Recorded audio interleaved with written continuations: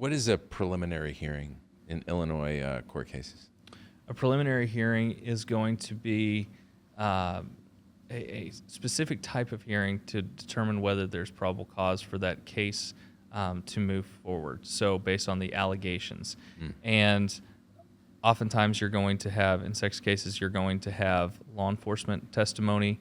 You're going to have potential witness/victim testimony. You can have, if there were individuals like social workers or other types of witnesses, they can testify. And it's the state's burden to demonstrate that there's probable cause that the allegations or the actions that you've been accused of actually took place to where it can advance farther in the lifespan of the case.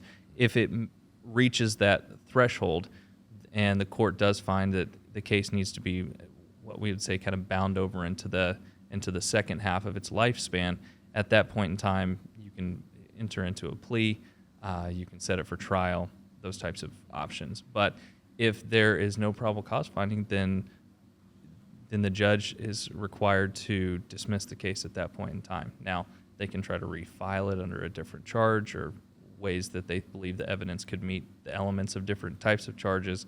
But we prepare intensively for preliminary hearings because oftentimes that's the first bite at the apple to really get an idea of how credible the witness is. How much information does law enforcement really have? Is this all he said, she said, or is there some some sort of third-party verification of the allegations?